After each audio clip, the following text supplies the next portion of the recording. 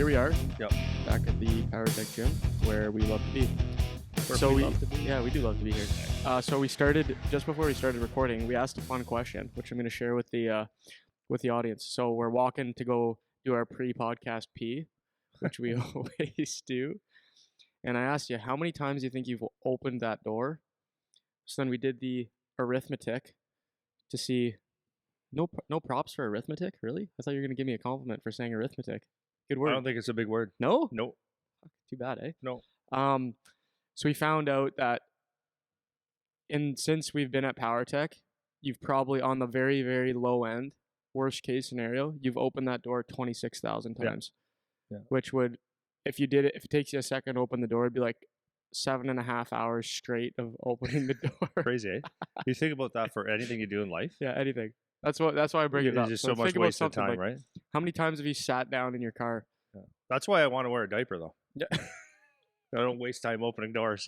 You don't have to go anywhere. You just sit there. The diaper face. Oh, I'd love so to. funny. Yeah. Okay. So what do you got for today? Got any bullshit, or you want to just get it was just kind of like we were going to talk to, and maybe we will, maybe we won't. But today we were going to talk about because you said you get a lot of questions about with players asking about players' tips, like based on their position. You know, like someone that says they don't score goals, but like how do I play better? And you know, I'm a defenseman. I'm an offensive defenseman, but whatever. Yeah. Do you have any tips? And you get that a lot. So we're going to do that. But I was just thinking about it. I'm okay. So I'll just say how this kind of happens. I talk to parents and players a lot, and most of the times when people talk or speak to me, that's a better word, is they speak because things aren't going well, or because they're going so well and they get a skewed version of why that's going well. Does that make sense so far? So as I'm thinking about this, and my son's team, the Guelph Storm, has had a horrid start this year.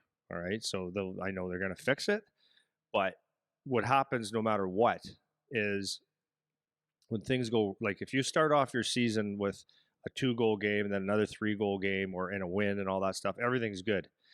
And your version of what you are is not necessarily true, but you think everything's great. So no complaints, right? Yep. Everything's great, going to be a great year. Everyone's happy.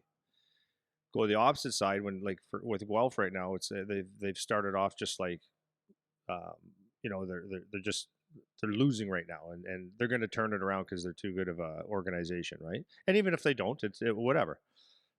So what happens when things aren't going well is the negative. So when a parent walks in here on a normal day, oh, can I talk to you for a second? Typically, they have an issue that they want to solve, and when they talk about the issue, it's like everything is so bad. My son, they're treating him wrong, all that kind of stuff, and that's typical. So as I'm thinking about that, and I'm using this as I guess in 3 different perspectives, or is it 2? I'm using it as a player. When I reflect and look at where I could have done better, or when I was whining and having a pity party, I didn't have the tools, mental tools, to actually sit back and look at an objective view, non-biased view, because I had my emotions tied to it.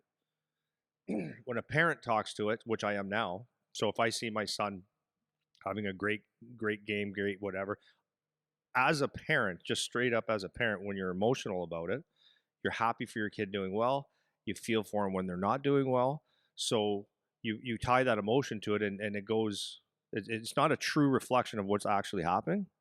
And then also from a coach's point of view, they have to look at it. So I'm looking at this stuff as a coach's point of view from both how do I deal with a player and how should a player deal with me to solve things. And it comes down to, not necessarily all of it comes down to this, but I've really watching this, and I can see where being able to detach yourself from the situation and having an honest, open, objective look at what the issues are, good or bad, how beneficial that is. Yep. You know what I mean? Absolutely, man. So I just wrote a couple things down here.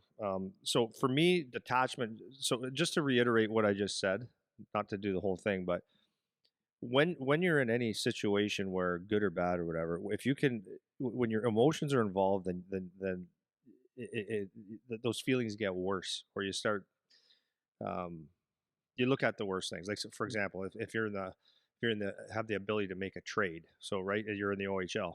When things don't go bad, that's what a lot of people say right away. Well, I want to get out of here. Well, that's not necessarily your best thing, because the grass is not necessarily green on the other side, anyways. But let's take a true look at things. Okay, so I just find that this tool helps me more now than it ever did. Only possibly because I'm older and I understand that I've had a lot of situations where I've used this tool to take myself out and take a bird's eye view of actually what's going on, an objective view. So it's been very, very helpful, and it's helped me with good and negative situations. It's helped me problem solve for good and negative situations, and it's helped me with dealing with speaking with parents and players and coaches all the time. So a lot of the times it's as simple as removing yourself and looking at it from an objective angle, because you remove your emotions, and you might actually see something that um, you might actually see what someone else sees. You know what I mean? So like Yeah. a player, you see what the coach sees if you take a bird's eye view, and it's just that you're looking at it from a different lens. Yeah. So um, it's not always about being like emotional about things. It's about being able to have the ability to be honest with yourself, so that you can actually fix a problem. Right. Okay. Yeah. So far, do you have anything right now? I do. Okay, go. So just kind of to tie up what you're saying, Yeah. I think for the kids, because some of them might not necessarily know what you mean, like they understand what the words mean, Yeah. but they don't know like what does that mean, detach yourself. And just one kind of general example I can give is most people, and this, I mean, parents and coaches have had this too. Like, think of a time when maybe you worried about something, like a ton, like you were so worried about it. It could have been a game, a test. My coach doesn't like me, whatever the situation is, only to find out because something else happens later that that was totally not true or that was totally wrong. And you just spent all this time spinning your wheels worrying about something only for that to not even be the case. So you freaked out about whatever it was and you thought it was the end of the world and I want to get traded and whatever happened. And then you just find out, oh, it was fine. It ended up being fine. And then it brings you back to neutral and now you're happy. You're happy again. That's happened all the time. And on the flip side, when things are just going great, things are unbelievable, and you just think you're Superman and you can do no wrong. And then something happens that knocks you right down another couple pegs, whether you get injured or you get benched or you get scratched or you throw a pizza turnover up the middle. And so just think about how those situations happen all the time. So if you're able to not get too high, not get too low, as people always say, and just keep yourself neutral, then you won't have those crazy emotion swings that can actually end up being negative if you're feeling negative and negative if you're feeling positive. If you're feeling overly positive, overly optimistic about things that are going on, then that can actually be a negative because when your feet get taken out from under you, that drop off can be much, much bigger than it might be, you know? And then obviously on the negative, it's always so easier to focus on the negative stuff because most of the time, like you said, people are coming with some kind of problem. But that's kind of what we're getting at. You think of those situations where you've done that in whatever way it applies to you, and the ability to detach yourself, meaning not get too emotionally attached to the negative things that are going on or the positive things that are going on, so you can kind of just stay in the middle. You know, it's a good place to be for most things, I would say. Yeah, and just I'm going to stay on the positive side for a while, because Sure. people could probably ask that question like, how could I? Why would I have to detach myself and take a bird's eye view, or do video, or to look for the negatives when I'm doing well and everything's going well? Well, Hmm. I'll give you two answers right off the top of my head, or maybe it's one.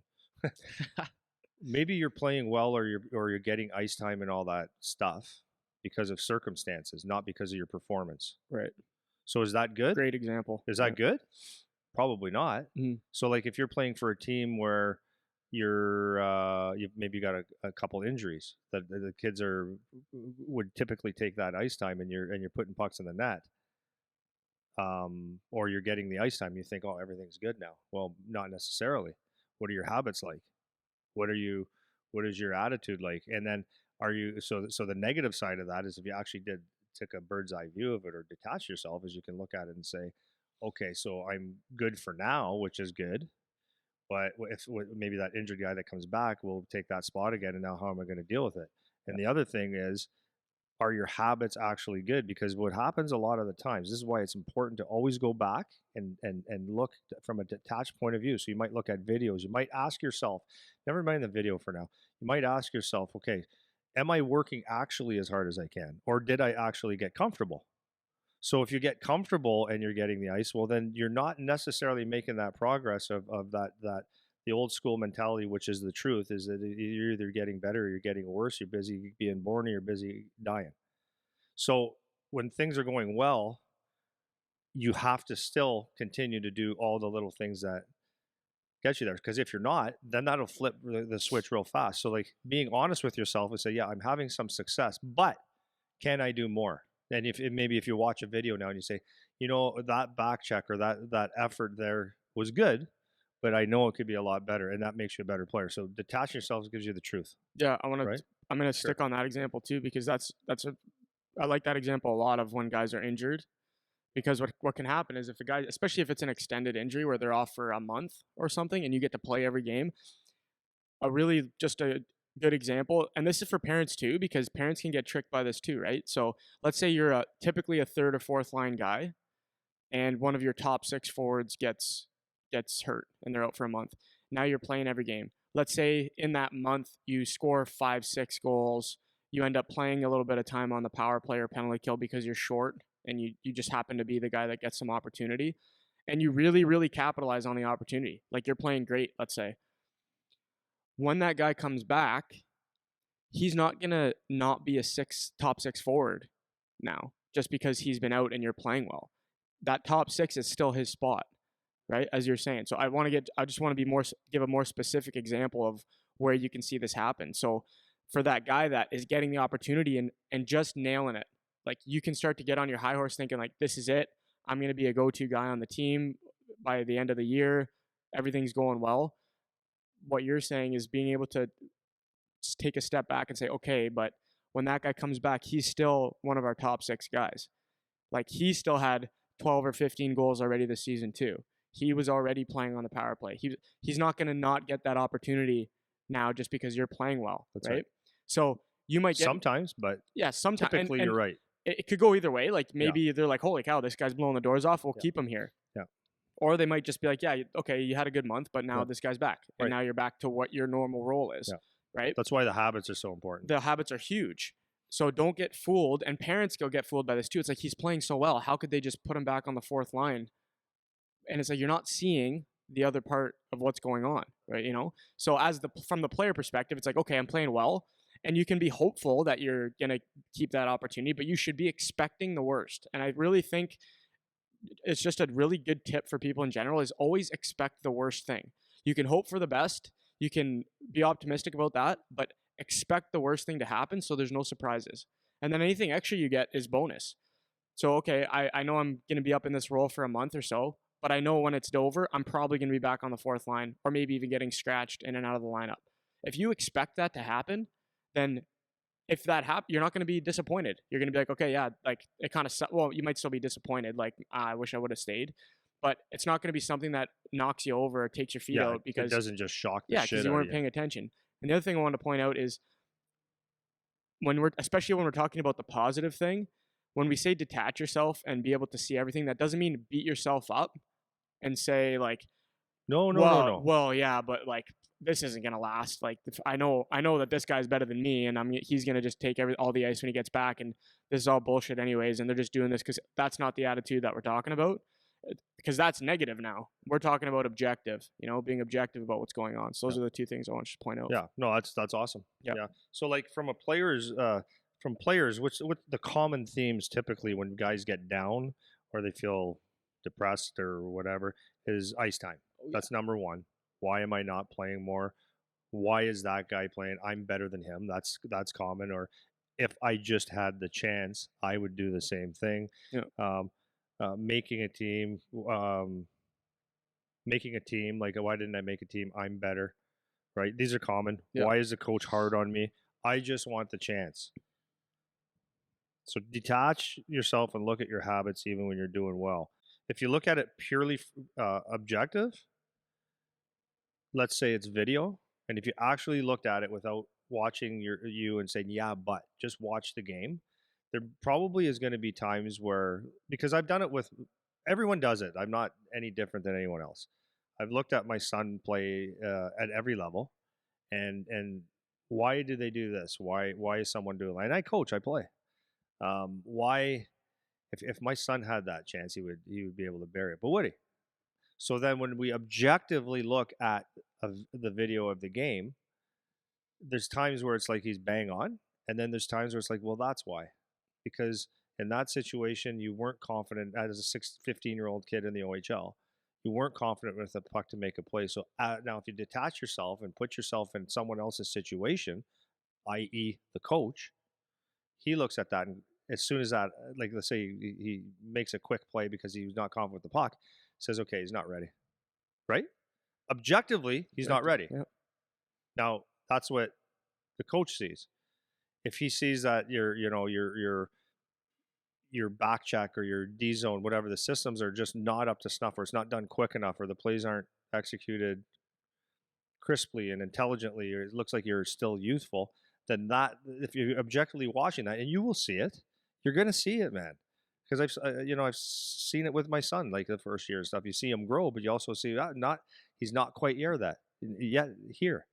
Whereas you watch maybe someone who you think you're better than, and they have the puck and the right thing happens, or they have a little bit more patience, so that just makes them a little bit better. So objectively, if you were the coach and you changed hats, who would you put on the ice in that situation, taking all emotions out, and then it makes sense to you. So now you can take that deficiency, we'll say, in your game, and you say, okay, that's something I need to work on to be better at. Well, this is good, right? Yep. Oh, I'm not consistently coming good on the back check, or I'm not consistently getting that puck off the wall out of my zone. I bobble it a lot. Or 6 or 7 out of 10 times I get out, but 3 or 4, it's just youthful mistakes. So I have to get better at that. So that gives you, okay, there's something else I can work on. Right. And if you do that, then you're taking an objective approach and you actually get better. As I said in the last, what Jimmy Sandlag said to me is that it's don't be bitter, be better. Yep. And that's like a perfect tool for that. Yeah, for sure. And I think even if, like you said, it can help you to, or it can help it make sense to you, it can help the situation make sense to you when you do that. Even if it doesn't make sense to you, at least you'll be able to say, okay, I see how he could possibly make that choice instead of the one that I think. And just that alone might make the situation mentally a little bit more tolerable. Because, like you said, when I talk to players or parents, it's like the floor just fell out. It's the worst thing ever. We should start thinking about a trade. And maybe if that ability to detach yourselves gives you a little bit more patience with the situation, because you have some level of understanding of maybe what the coach sees as opposed to just what you think in your head, then maybe it's like, okay, maybe this isn't necessarily the worst situation ever. Maybe I just have to work on a couple things and then we'll see, So we talk about the extreme ownership thing before. Like, pretend everything's your fault. Like if everything is your fault, you have to do the maximum you can to fix it, because there's nobody else that you can point to, even if it's not true, even if it is somebody else's fault. Yeah, there's always a way that it could come back to you. Exactly. There's always a way. There's always something you could do to improve yourself. So exhaust that. Have some patience. If you look at it objectively, it'll give you maybe a couple things that you can work on, like you said, and then maybe that will just help you to actually be a better player. And then maybe the coach is making a different decision next time around or whatever. But I like using this term. This is a Jordan Peterson term, being willfully blind. Don't be willfully blind to your own problems, and that is a life thing, but in the context of hockey, it's the same thing. There's certain things that you're doing, every single player, if you're not getting everything that you want from your coach or with the team or with the organization that you're on, there are things that you're doing that you're doing that you could do better. Everybody has that. Even if you're the best player on the team, everybody has that. So don't pretend like those things don't exist because you're so busy focusing on another problem, or something that you think is another problem, or even if it is another problem, that's not helpful for you. You have to be able to be honest. And that's the theme I want to pull from, because you've mentioned it a few times, is you have to be able to be honest with what you're doing. And I'm not saying it's an easy thing. I remember playing junior. I did the exact same thing. This guy, this guy, this. If I had that chance, I would this. I remember doing all that. I'm not saying I didn't, and I'm not saying it was an easy thing to do, but the sooner you can figure that out, the better off you're going to be as a player on whatever team or even in a job in a whatever organization you work for or whatever. The sooner you do that, the better off you are for sure. Yeah. You know, Yeah, and it's hard sometimes to detach yourself because you want things to work for you now. especially when you're so invested. Yeah, You know, but you want it to work now. yeah, Like now, why wait? But you know what? The other side of detaching yourself is looking at, like, so if you did, here again, we talked about this before, but if you detach yourself, see what happens is when you have let's say you got um, maybe you didn't get a lot of shifts in the second, third period.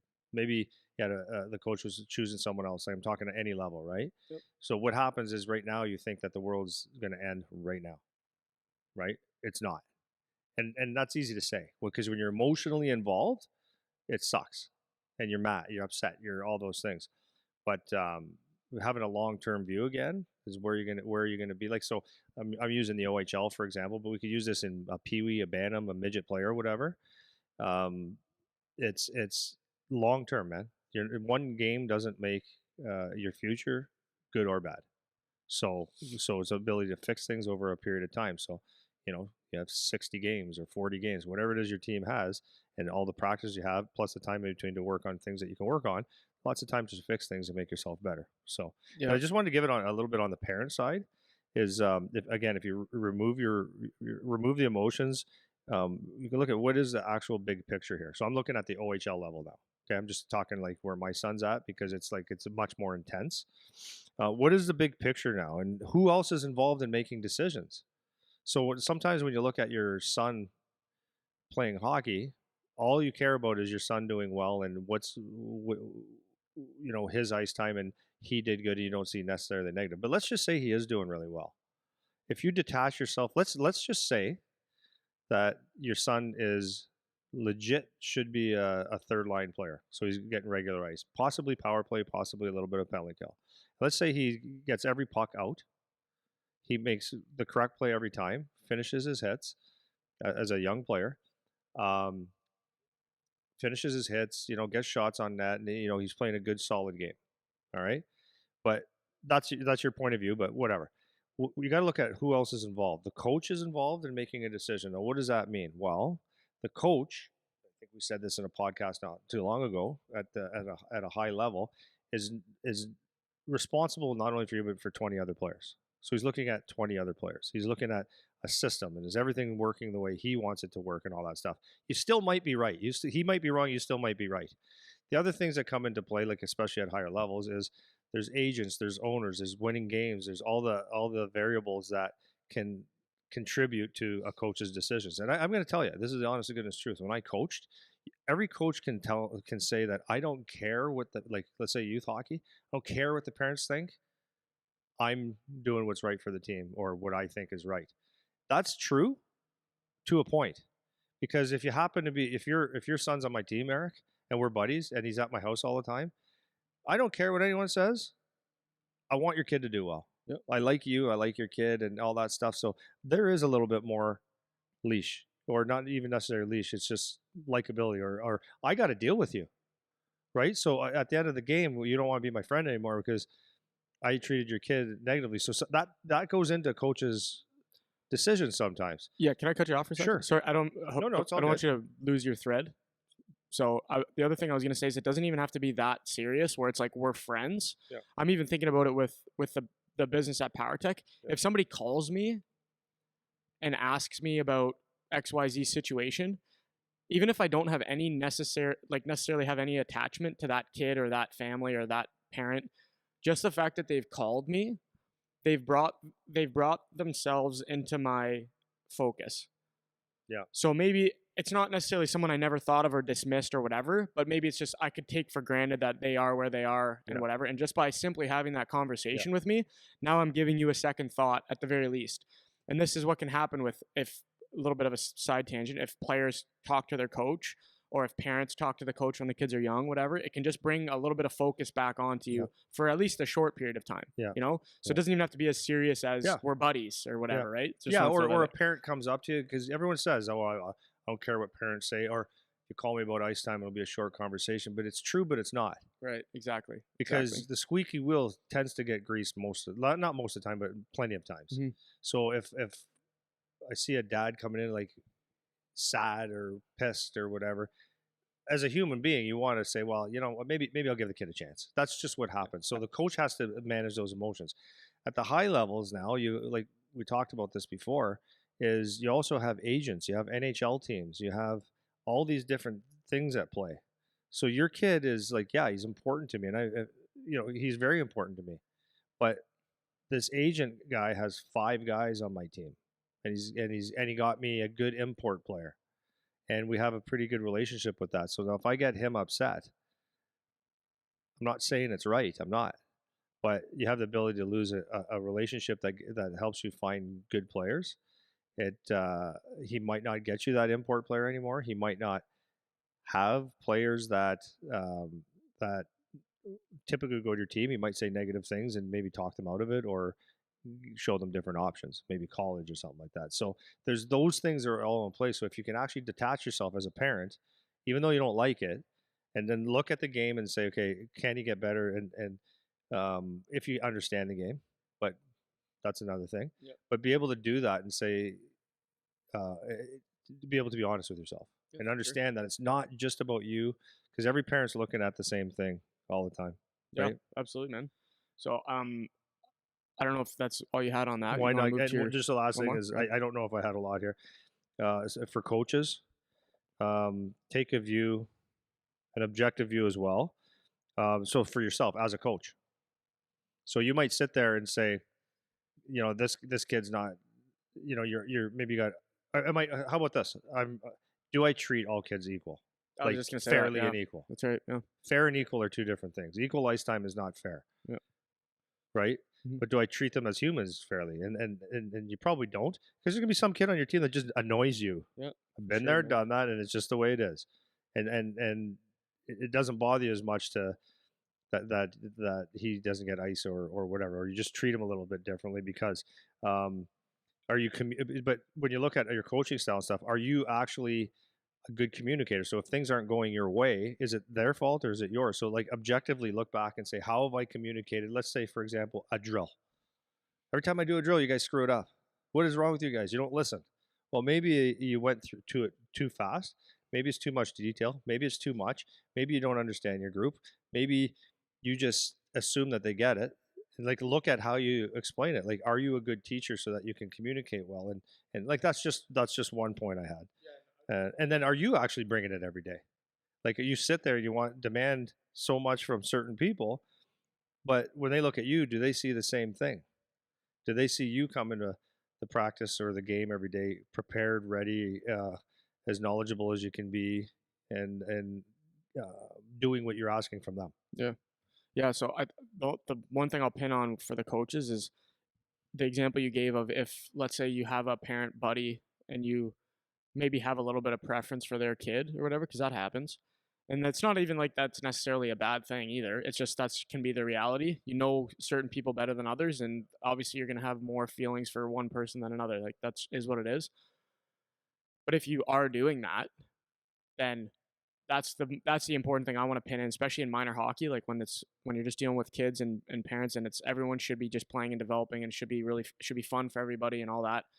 Have you been maybe neglecting one of the kids on your team? Have you not necessarily paid attention? Have you not had a conversation with certain kids on the team just because you haven't been paying attention or whatever? Maybe you mean nothing by it, but that kid's like, man, does my coach even know that I exist on this team, right? Just because you haven't thought about it. So especially as the coach too, it's a really important skill to have.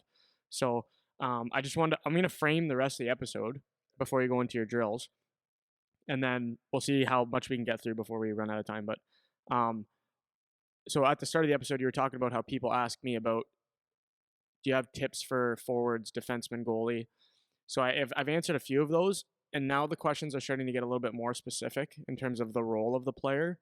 So I've posted a bunch of videos answering tips for XYZ role or XYZ player, and then now they're asking, would you have tips for a two-way power forward, or like getting into a little bit more niche roles as players? And what I try to do when I answer the questions is give some outside the box tips, because everyone says the same shit all the time about, if you're a centerman, you should be doing this. If you're a D, you should be doing this. So I try to think about obviously you take those initial pieces of advice for granted, and then outside of that, what are some other things that we can maybe to give them to as a good takeaway, something maybe they haven't thought of before, or an element of their game they haven't really integrated yet. So we're gonna head down that road towards the end of the episode, talking to those guys. But you were talking to me about your practice last night, and I know you wanted to go through some drills and how they can apply to games and all that kind of stuff. So this is going to be advice for just players in all different roles. I don't exactly know what you're going to be explaining about the drills necessarily, but I'm hoping that with the rest of the episode, this can be some maybe advice you haven't heard before, maybe some advice or some tips that you never thought of, and that could come from the drills that you're talking about, or from maybe the tips that we give afterwards. So I just want to get that set up before you go into your whatever you're going to talk about now. Okay. Well, the reason that I wanted to do this, I was on the ice, so I should get closer to the mic. Yeah. The reason I wanted to, I thought about it last night while I was on the ice, because I had 2 groups where I did similar things, and one was a junior group. So some guys going to college, some guys they're good, they're good hockey players, pretty good. And then the next session was kids that are in their OHL draft year. Okay. So as I'm doing things, I like to look and there's things that stand out to me that shows why guys will never make it and why some guys do. And these aren't drills. Like, I'm not coming out with magic drills here. These are two drills that I made up on my own because because when I do a lot of skill drills and stuff, I like to make them game situational, game transferable. Okay. So as I'm doing these, it's like the fundamental basics, Stilt it up. Yeah, thanks. yeah, the fundamental basics. If you don't do these things, then it doesn't matter. All the tips in the world. Yep. Okay. So I'm just going to grab my board. Yep. Perfect. Real simple drill, but I'm going to show you there's a lot of details in this. Okay. So it's an offensive drill, but don't be mistaken. The habits and everything in here can be used for defensemen. Yep. So it's just simple. I rim a puck to this guy. He's on the wall. All right. So this is a soft skill. Yep. The reason that I like to do drills like this is because people don't work on that enough. Whereas in a game, how many pucks, if you're a winger or a defenseman, how many pucks do you get along the wall? Tons. Yeah, tons, yeah. So by working this habit. So the next thing of this is this guy needs to fake so he's picking up the puck off the wall, faking like one step or a head fake, and then driving to the corner. And then we're going to come back and you can make a decision what you're going to do with the puck there. Yeah. So sorry. So for people that are just listening and don't watch, you got a guy on the hash marks in the ozone, another guy set up behind the net. Yeah. You rim a puck to the guy behind the net. He does a fake when he picks that puck up and then goes the other way to the opposite corner. Yeah. And then does a turn. Right. Okay. Now, at the next, as this guy rims the puck to the guy behind the net, he's busting his ass as hard as he can to mirror the puck. Mm-hmm. Okay, so this is an offensive thing. So the guy that did the rim flying across. Yeah, he's flying across because it's like basically a 2-man offensive drill. Yep. Okay. So he gets there. So the details of this is I want him to get on the strong side. So what let me explain that. Hang on. So he's mirroring this guy. This guy can come behind the net. He can handle the puck here. He can stop. He can come back around. The purpose so you're working on skill stuff here, and then this guy is mirroring the puck, so he's in a shooting position. Yep. Okay. Yep. Good. And so let's say he goes here, comes back, gives him the puck, he shoots. The next part of the drill is the shooter now. We're going to lay a puck down in the corner. This shooter's got to hustle, grab a puck. That passer has to get in the honey hole hard. So it's for the second shot out. So that he can go up, down, whatever. Yep. Okay, got it? Got it. So here's where the flaws are. Typically, what happens is this guy, the second guy, the support guy, lollygags, takes his time, doesn't really understand the point of hustling. Okay? Or they go to the wrong spot. They spend a lot of time when they go to where all the traffic is. Yeah. Deep or just where all the defenders are. Okay? So it's not like they're bad people. It's just not a good habit. Yeah. So my point to this is we need to see this guy going as hard as he can to that side. Okay? Because when you play at a high level, if you're not moving as hard as you can to open areas or to get puck support, you've made the defensive side of the game easy. They don't have to skate as hard. Absolutely. Okay? Yep. So understanding that little thing right there is huge. Yeah? The other thing is that what happens in a game too is this is why you have to be hustling your ass off. Because at some point, if this guy, let's say he goes to curl and there's just in the drill alone, guys would bobble pucks and it would be here. Yeah, with no pressure. Yeah. There's no pressure. So in a Yeah. game, there is pressure. So the second part of that is being a good player is if you take your time and just wait for things, that loose puck is not yours anymore. You're not even close. Yep. So now you're not helping your team at all. So this is what I'm talking about playing without the puck. This is just one stupid drill. Yeah. Okay? So now you're in a position, if you lollygag here, take your time. If it recovers from the other team recovers and they start getting it out, now you're underneath the puck and now you got to back check hard. That's right. Right? Yep. So now the other part is getting that spot so you can be open for a pass. Right. Now, once you shoot, the next skill you're working on is getting rid of pucks quickly, accurately and quickly, which is like game situation. All right? After you shoot, you're forechecking again. So again, it's amazing how many guys just go at a certain pace and how this guy comes out as a certain pace and it's not the way you're supposed to be. So put the board down now. So the point of this is during the sessions yesterday, just with that one drill, is we went over how to take a puck off a rim, how to get it open spaces fast, and then you'll see the guy that's making the passes, like they just hope that it goes to the right spot, so the passes aren't accurate. So it's like real skills that they don't pay a lot of attention to. Oh, the other thing I wanted to say is, if for the guy that's the support guy, when he comes across hard, what happens is when this guy's got the puck and making plays, you're already basically there or close to it, so he can see you. You've given this guy time to make a play. Right? If you're lollygag and then this guy's got to guess, look over his shoulders, he doesn't see it yet. So if you make that option quicker, you make his life easier. Yeah. And then maybe you can get a play back or whatever. Right. Does that make sense? Yeah, for sure. So I was explaining to the guys that when you play, so if they went out and did that drill as hard as they possibly can to get to open space as hard as you can, the guys that you're playing against, the defenders, will have to work their ass off. You're going to just outwork them because no one likes to work that hard. So when you're playing, if I have the puck, I would rather have someone take their time and be patient getting to me rather than someone playing hard on me and taking away time and space. It's obvious. Right. So that's what, but for kids to understand that, it's like, wow. Yes. Some kids refuse to understand it, and then some kids just don't have the desire to work that hard. Yep. And there is your basic for hockey. You have to outwork people. So there's the whole thing without a puck, with a puck, some soft skills in there that shows you 100% what type of player a player is. Yep, absolutely. So two things. First, I'll go from the player side. I said this in a podcast before, is kids don't think of practice as training.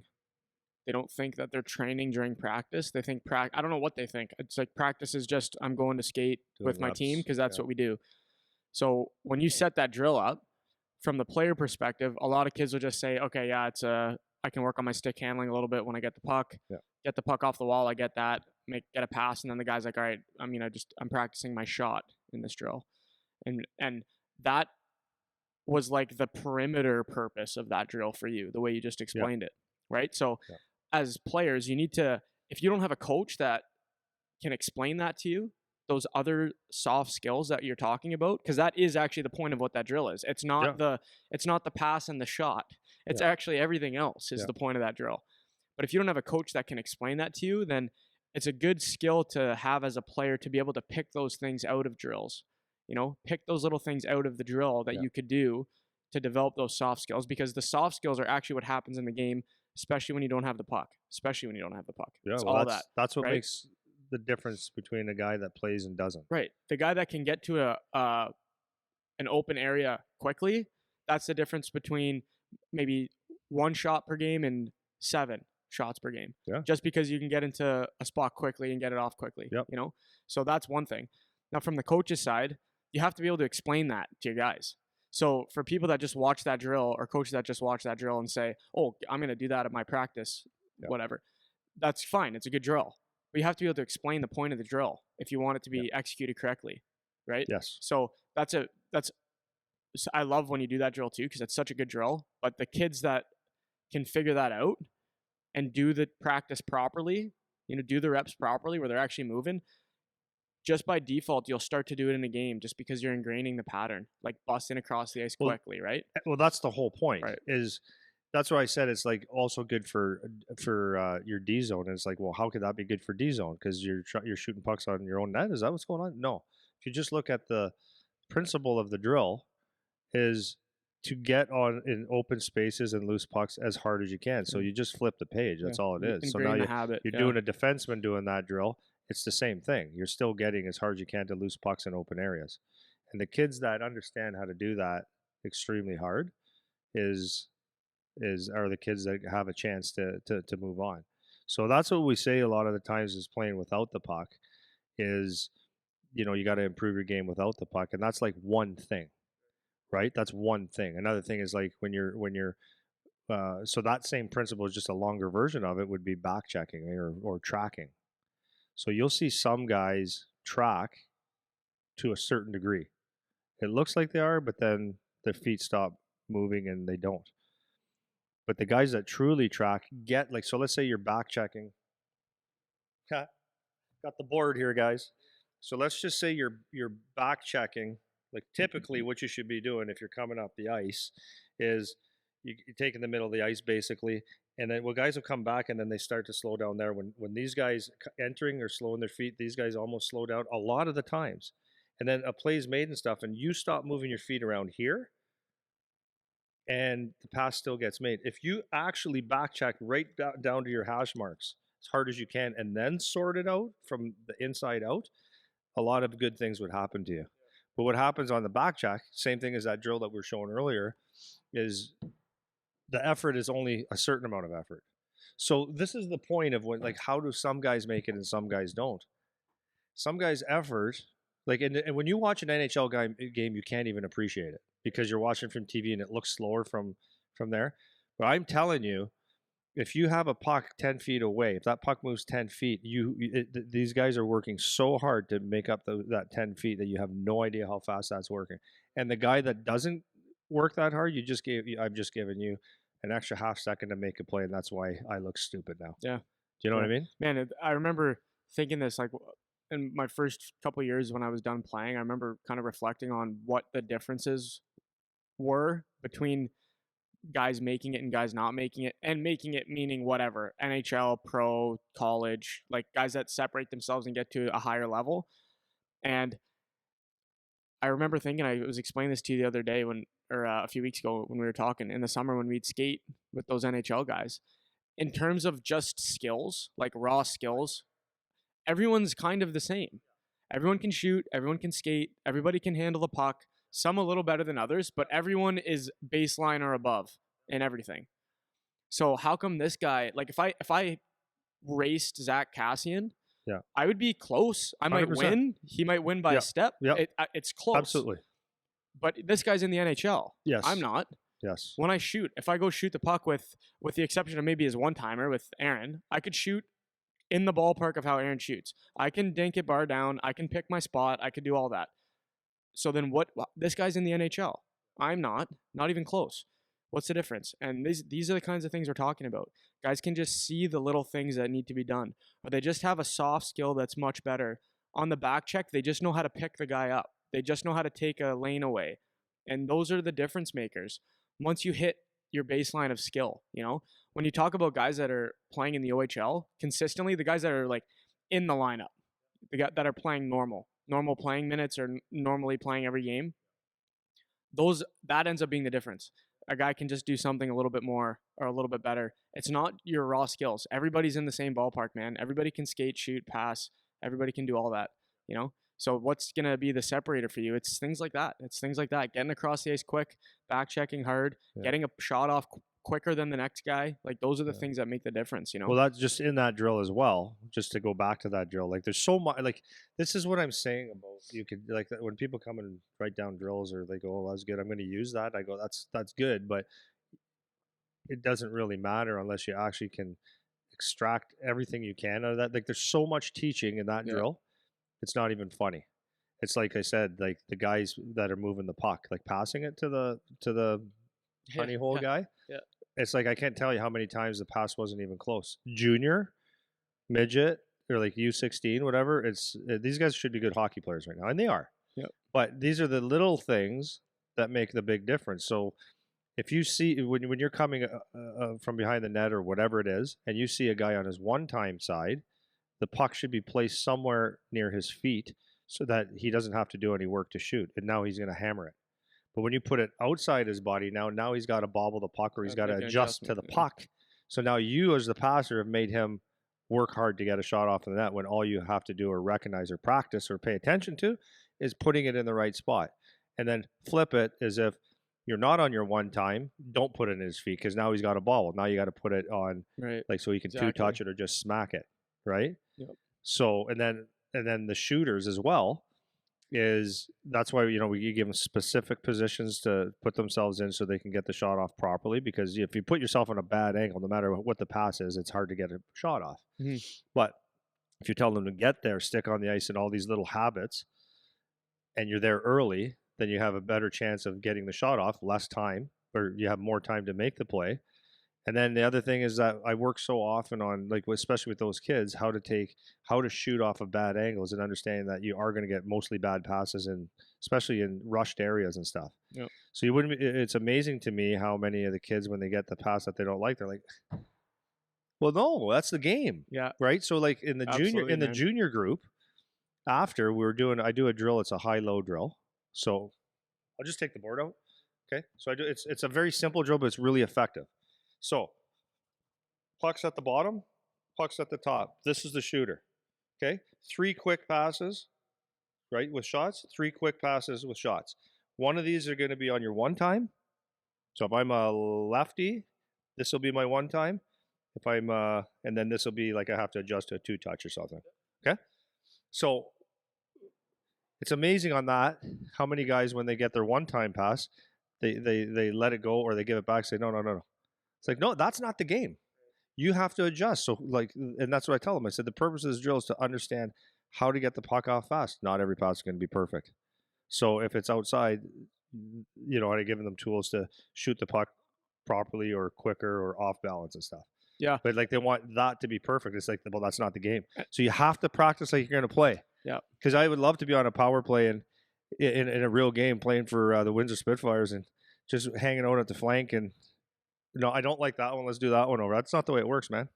Yeah, I think that's such an important thing, and I love how of late and maybe for the last, I don't know, year or so, you've been focusing a lot more on that with guys as practicing imperfect situations. Yeah. And it's so key because that's exactly what happens. A guy gets a one time and it's not right exactly where he wants it, so he passes it back to the guy, give me another one. It's like, no. That's not what happens, man. And I have a vivid memory of one goal I scored in junior. I think I've used this example before too. And it was one of my best years playing. I scored so many goals this year that I played. And it was like, I could do no wrong. Like if I shot, it was like if I wanted to score on my shot, I could do it. And I have a vivid memory of the one I was playing bumper on the power play. And I got a pass from the corner. It was like the same exact thing. I had a open spot for a ton, like 10th of a second. A guy gave me a shitty pass and I was kind of falling over to adjust to it, and I just knuckleballed it, and I got it off fast enough where the goalie couldn't react and it hit off his glove and went in. And I have a vivid memory of it because I remember going back to the bench just thinking like, it doesn't matter what I do, I'll score right now. And that isn't what it was. It was that I'm getting the puck off quick, man. You're not giving people a chance. You're getting to an open spot and you're getting the puck off quick. And it was a shitty pass. It was a shitty situation. I was off balance. I didn't catch the pass, try to make a move and then shoot it, or catch it, try to adjust and then shoot it. It was like, okay, shitty pass is coming. I'm just going to hack at it and hopefully at the net and see what happens. And without all those things actually being at my thoughts at the time, when I think back on it, that is what it was, So for the kids that are in your practices or in your however you're practicing, whatever skills you're doing, skill sessions, if things are not the way you want them, if you got to catch it off a pass off your skates, if you have to take a weird shot, Yeah. that's the game. That's 100%. part of the game, man. And if you can capitalize on some of those, Yeah. again, that's the difference between another 3 shots a game, maybe, Yeah. or 3 opportunities or 3 plays off the rush or whatever, right? Yeah. Well, they always say that there's no such thing as a bad shot, which is kind of true and kind of not. Right. But, like everyone thinks that you have to be in that triangle home plate, whatever area you want to call it. Yeah. That funnel to have a good quality scoring chance. And those are the quality ones. So everyone practices that. So the Philadelphia scout was talking to Charlie, pulled him aside one day, not during the season, but after. He goes, "Oh, hey Charlie, I want to talk to you about something." So he told him, he says, "You got a great shot." He goes, "Like, it's a good shot." He goes, "I would like to see you shooting from anywhere." Mm-hmm. So Charlie brought that to me, and I said, "Well, let's work on some different stuff." So we were doing like weird angle stuff. And like it happens so many times, you don't have a play. There's guys to the net. Like, who knows what's going to happen, right? Mm-hmm. Or you catch a goalie off guard because from that angle, there's no way a guy's shooting. Oh, and then all of a sudden, boom. The one goal he scored earlier this year, wasn't it like that? Well, that's what he was like almost on the goal Well, line, that's what right? I was going to say. Yeah. So he did that in preseason, right? Yeah. He came down low, and it was like, screw it, bang, and it went in. It wasn't like a highlight goal. It might even look fluky, and let's say it is. Yeah. But the point is that he worked that actual thing, that actual off balance, off angle, shouldn't be shooting from there, but but it was running out of a play, and it was the right thing to do, and he scored. Mm-hmm. So the point is that that's why I like to do so many things that are not perfect.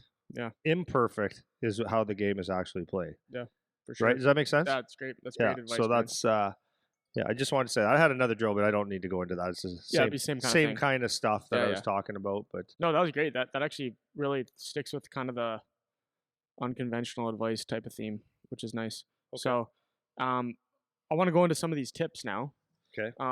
Because I answered the questions to some of these kids, but you'll have at least a different or maybe even a better perspective on what to tell some of these guys. So the way that I was going to do it, or we could do it how you have it written down. No, you do it. I want to follow you right now. So I'll start with just like the positions in general. So I'm going to ask you to give what tips would you give to whatever position or whatever type of player. And I want do your best if you can to give something that might be a little different. Yeah. So I'll start just generally. We'll go forwards, D, and goalie. So if you start with... We start with the goalie? Yeah, start with the goalie. Just to get that out of the way? Yeah, for sure. Because I have to think about goalies. Yeah, go ahead. Because I know nothing about goalies. Yeah, so no offense to goalies, but we're not goalies. No, goalies are special, and I wouldn't want to screw anything up. But this is what I can say: stop the puck. Yeah. Who cares how? Stop the puck. Dominik Hasek was flopped around and kicked his pads up, and you'd think you had him, and he didn't, but he stopped the puck. So that was so unconventional. But that's that. Stop the puck. Well, how do you do it? I would say master angles. Master them, because like it's just nice. Science, right? Right? It's just science. That's a good one. Like angles, meaning, obviously the degree angles, but also coming out. Like, and I know this from watching goalies. Like the difference of this is a small trick, right? Is anybody that's a goalie is going to say, okay, they're big guy. No, but it's true. I've actually pointed this out to some goalies, and they didn't really know, and I don't know why. A lot of goalies, and maybe I'm wrong. Yeah, because I'm not a goalie guy, but I'm just I'm saying it from a shooter's perspective. It's a simple thing like having your angles. If your hand is here, you give net away. If it's here, it's just taking out that angle. So just having those things out takes away time and space. So, anyways, my thing for goalies was I said be a like second and third effort guy. So one guy I'll give a shout out to Kyle Metzen. He's playing in the BCHL right now. Yeah.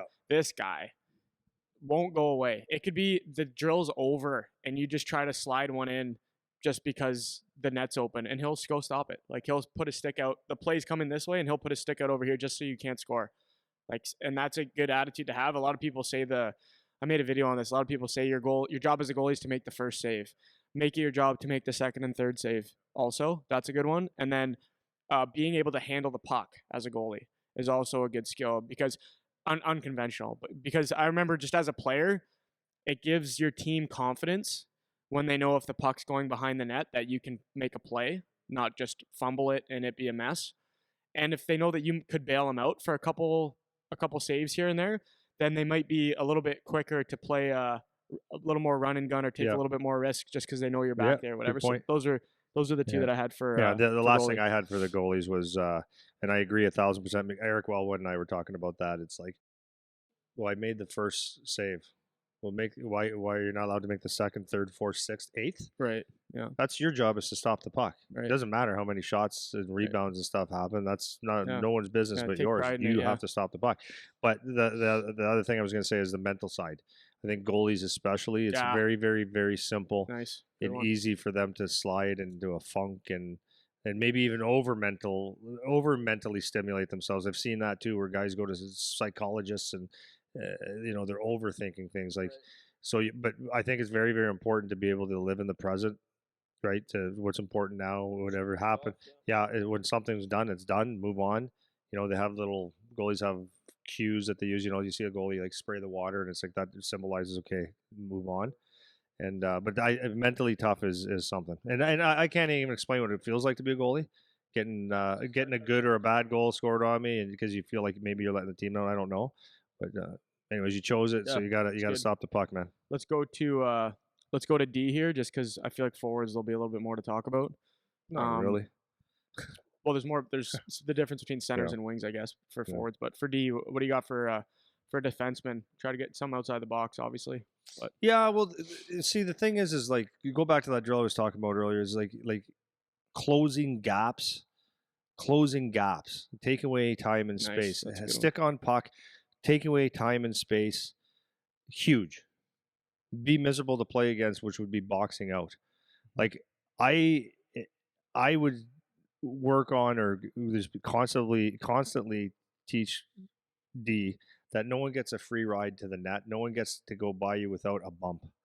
It doesn't have to be a hard crack, a hard cross check, but no one gets through without a shot. Right. So now it's like you're miserable to play against, and you're in that. But closing gaps, stick on puck, and then the other thing would be is just like D have to play D first, right? So defend well, defend hard, get to those spaces, and then the plays don't have to be anything fancy. Simple plays, and I mean that short passes, simple plays, and those are the keys that I would say. But relentless in your defending. That was exactly when the guy that asked me the first time. I said to them, the way that I phrased it was, be the guy whose corner nobody wants to go to. Yeah. Like as the forward, if I'm coming down, and that doesn't mean I know what you're saying. Yeah, that doesn't mean you're burying guys in the corner every time. I remember there were certain guys, like one guy that I used to play against. He wasn't super physical. He was a guy. He would give you like a shot and whatever, but I wasn't nervous about getting laid out by this guy or him fighting me or anything. But it was like if I had a one-on-one with this guy, I was sure that I would almost never get around him on my own, just because he had good gap. A lot of the time, he had a good stick. He closed gaps quick. He would pin. He would hit and pin. But it's like he was just a pain in the ass. Wherever he was on the ice, he was just a pain in the ass. And he was a good player.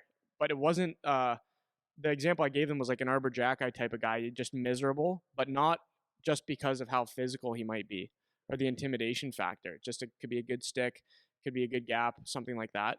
And then the other one that I'll give for D in the more offensively is don't hit shin pads, man.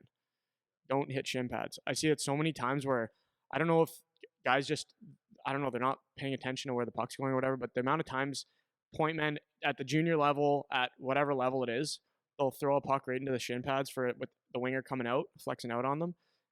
Like that's the worst, man. That's a deflator of the team. A lot of that comes from overhandling the puck. Right. I was watching a game on the weekend, a couple games, and I was watching specifically D. I was wondering why a couple of them don't get. Well, it just stood out. So what would happen is they would get a puck. That puck would come across, and you actually could get the shot off, right, cleanly, and then it would be get it, and they see the shot. And this is what I always teach the kids, right? How to get rid of it without stick handling. It's got to be on your forehand and go. And then it's 1, 2, 3, because that's like the habit. for most people, 1-2-3 or 1-2, and then it's the shot and it's gone. It happens too quick. Yep. So so that would be D zone, neutral zone, and offensive zone. You're getting a D to D, or you're getting a puck. Work in practices on not having, like, when you get it on your forehand, it's like you should be able to pivot, open face it, chicken wing it, whatever, and be able to move the puck. Yep. So offensive zone especially too, and yeah, like you said, hit the net or put it in an area, sift them through so that guys can tip them, or Yeah, for sure. there's some loose ones. Go to forwards. Do you want to go by like center wing, or do you just want to do general forwards and then center wing, or whatever you think is the best thing in the world? Okay. Yeah. Do you have 3 different things to say? One for forwards in general, and then one for Sure. center wing. I Okay, can talk about anything, dude. That's true. Okay, let's go just forwards. Forwards first. What do you got for just a general for forwards? Okay, general for forwards. Not center wing, just if you're a General forward. for forwards. Number one thing is know how to defend. Oh yeah. Know how to Good one. defend, because like this is why I love lacrosse so much, because if you don't defend, you don't get to play. The defense is one. It's not like good or bad. Like, oh, at least he's offensive. No. You have to defend. You have to box out. You have to get the spaces. You got to get there quick. And defense is like huge. Hockey, I find a lot of the times that people put so much emphasis on scoring, and sometimes you say, yeah, but he's offensive. We can let him get away with that. Okay, that's fine if you're Steven Stamkos, right? Or Ovechkin, who still work hard in their D zone. But defend first, because what defending first does is allows you to get to be an offensive player. It'll give you a chance. It'll give you a chance to move on. So if you learn how to play the defensive side first, and that's all the stuff I talked about earlier in those drills and stuff, is learning how to close those gaps, tracking back hard, and taking huge pride in your D zone. Your D zone will take care of the rest. Yep. It'll gives you the best base for being a good hockey player. Yep. So that's number one. What about for center specifically? If you're centerman. Well, see, this is all like, this is not fancy, right? So what I put for centers is win your face-offs. Just win your face-offs. Number one, tie up your guy. That's what I said too. That's number one. Like, that's what. So people say, okay, that's cool. No, it's cool because, or it's important because this isn't really rocket science. But if you do well on your face-offs and get your team the puck, then you start off with the puck. You're not defending, so you get to play the other way. It's so important that you have the puck when you play. So it starts off with the face-off, and a centerman needs to be able to do very, very well in the face-offs. And then I would say the next piece would be obviously defend. I use that for all the forwards. Defend relentlessly, and understand that you basically are in your D zone the third defenseman, right? The next thing I would say for a defenseman would, or for a centerman, is to really understand being good down low in your own end, and stops and starts in both zones. So not a lot of floating. Like when you see a play, you got to be able to stop and get into areas real quick. And then obviously if you can learn how to become a good passer, that would be good. But that's the basic of it. Yeah. That's the basic of it. For center, because that's like the normal stuff, like the down low. Yeah, you get that stuff. But the face off. But the reason I say that though, is because a lot of centermen think that's the goal scoring position. Right. Yeah. You know what I mean? Absolutely. And it's fine. It can be, because you get to use a lot of the ice. And then I would say be a good skater. Like, learn how to skate and have a tank on you and stuff, because you're doing a lot of skating as a centerman. So, but I want to focus on the face-off one, because that's something that I know guys don't think of. No. I remember we were talking to one of the guys that's I was talking to the GM and the coach of the team. He's one of our D1 committed guys, and they were talking to me last year during the playoffs. They're like, this guy can't win a face-off. Like, this guy cannot win a face-off. And I remember talking to him about it, and it was like he had never heard that before. It was like he had never heard about the importance of winning the face-off. Not that he didn't think it was important, but the amount of focus on the fact that you're losing face-offs is a big problem. That's not something that you necessarily take seriously when you're playing minor hockey, right? And last year that was his rookie season in junior, right? So I remember talking to him about it, like, hey, like, the guys are saying you're struggling on face-offs a bit. And he's like, yeah, like, I could probably win some more. But, like, not really cluing into how important it is if you win a face. And then the other thing is, if not even just to win your face-offs, but to not lose them clean. right? Yeah, So make it 50-50 right, the at best least you make can. it a 50-50. So Yeah. if you can't win, at least don't lose is a good mentality to have. But that's just it's really important as a centerman, not just for your team starting with the puck, but for you personally. It's you'll get more opportunities if you have a D zone draw and you're a guy that they know can win a faceoff. You might be the guy that gets to go on those. Yeah. So it's for opportunities as well. That's why I like Well, that I'm going to one. give you an example of a kid. Mhm. Not that a lot of people would know him. So Flint Firebirds have a kid. His name is Ethan Hay. He's an '05 player. He was, I think, a third or a fourth round pick, and he actually had got a ton of ice last year. And I liked him because he played youth against Charlie, right? And but he's not. And if you're listening to this, Ethan, I'm not saying that anything negative about the offensive side, but I'm giving you a compliment here. The defensive side, and think about this: he was a 16-year-old kid going to a team, and they were good. They went to the conference finals. Good hockey team, and he was on the ice a lot for the critical side and for penalty killing a lot. And I watched this kid, great on faceoffs. Well, why do you think he was out there a lot? But then, so this is just talking forwards in general, or maybe the philosophy of defending first. He was on the ice in very critical moments, and as a 16-year-old kid, because he simply chose to be a really good defensive player. Yep. Excellent at it. And he throws hits and stuff. And I'm not saying he wasn't offensive at all. He's still got that stuff. He's not, he doesn't skate like Danny Zilkin or, doesn't have those kind of hands and stuff, but he can get the job done. But the defensive side, it gave him a chance. So if you have a really good, and this is what the beautiful thing about that is if you can defend well, especially as a young guy, then you're on the ice. So when you're on the ice, you get to have confidence. When you have confidence, what happens? It builds into you have the puck more.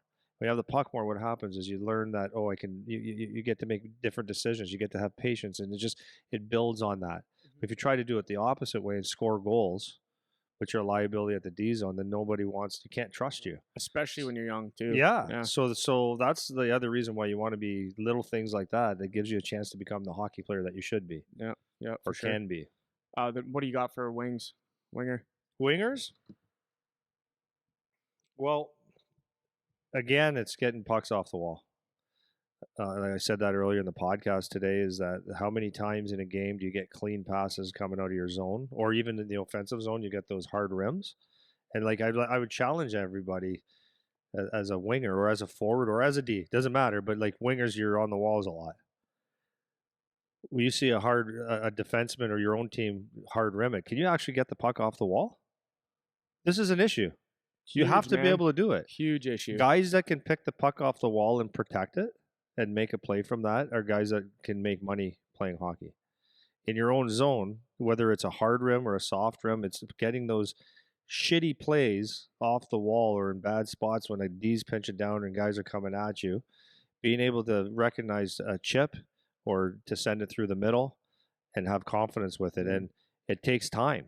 It takes time and it takes practice. That's the worst, man. It's such a hard play. Yeah. Well, we'll go to Arbor Jackeye again. Like, that's fun. Yeah, you're taking a rim. That was Charlie was the right side and he was the left, and it was like, here we go. Yeah. Don't eat him, Arbor. Yeah, seriously. But that's the challenge. So you might think, I get pucks off. Yeah, but we're talking now. The guys are good. Yeah. Like real good. Yeah. To not turn it over in that position is really hard. When you got 4,000, 5,000 people cheering and you're just fighting, you want your next shift. Mm-hmm. So that's why if you practice these things enough, then they become automatic. You don't have to think. And that was what I was proud about with Charlie last year. Remember his first goal? Everybody said, he got a great goal. And I said, he did. But what I was so proud about, I remember that. Yeah, you remember the goal? It started with him taking a rim, and this is like 9 games in. He was just getting better and better. We worked on stuff, but he was getting better and better at it because he spent time after practice. So the thing is he took that off the wall with split pressure, made a great play, pass, and then they went up the ice, and then he joined, and it's like, so the goal was, of course we're happy about the goal, but I looked at it as like, I'm so happy that you got that out cleanly because that's 20 seconds ago. 100%. Yeah. So that would be number one for wingers. Stops and starts again in your D zone, offensive zone, is the sooner you learn to not do figure skating. Yeah. You're in the play a little bit more. From a defensive standpoint, getting in shooting lanes, and that's a tough thing to do sometimes. But getting in shooting lanes, getting there fast, learning how to flex out so that you can take time and space away. And then, of course, learn how to be good down low. because you're going to be doing a lot of the grunt work. Mm-hmm. So I know it's not fancy, right? You're not like, so a lot of your practice isn't, taking shots necessary. It's like Gary Murjagr, of course he did that too, but if you look at the way he protected a puck, unbelievable. Get that big ass out there. Now he was a huge giant ass big man and worked for him, and other guys have different things, but learning how to work down low and grinding through and making plays from down low. Yep. That's huge. And then net drive, learn how to get to that net. And this is what I was talking about earlier in that one drill that I was showing. It's just flip the page again. And instead of going diagonally defending or getting to open space, when you're entering the zone, learning how to actually go to the net. Mm-hmm. Hard with a purpose. And you'll see guys go to the net kind of hard or hold up or whatever. It's actually getting there, stick down, and getting to the net. So you got rebounds or you're getting a pass so you can get in. So net drives are huge. Yeah. And they're not, see, all this stuff is not fancy. Yeah. No one's saying to work on your toe drags. Right. Don't working on all these hard skills. I think the one for the wingers that I talked about, obviously the getting pucks off the wall and then getting in shot lanes is big, but I remember as a winger defensively especially is don't be useless in your D zone, and it's really easy to do that when you're the winger because your job is I got to guard my point man. So you feel like if you're standing in the spot you're supposed to stand in, that okay, I'm doing what I'm supposed to do. Yeah. But there's room for you to be a lot more active defensively as a winger. Sure. So don't just stand around, because sometimes it feels like you just have to stand around, and sometimes you actually do just have to stand there, patience, right? But in the moments where you can be more supportive defensively, you should be. That could just be giving a guy a tap that's in the slot, let him know you're there kind of thing, or make sure you're collapsing down to the house when things start to go towards the net. Yep. Being able to kind of double coverage your centerman and be supportive in the slot or whatever, like things like that where you have the opportunity to do it. That's a good thing to be able to do, because then you're not just standing there and getting looped around as you guys skate around because you think I have to just stand here or whatever. Yeah. So that was kind of the one I had for the wingers. Okay. I like that. That was fun. Good. That freaking flew by, man. Did it? Nice. Yeah, that was nice. 6 hours? Yeah. 80 minutes. Not bad. Really? That's not bad. Not too bad. Okay. Leave it there. See you next week.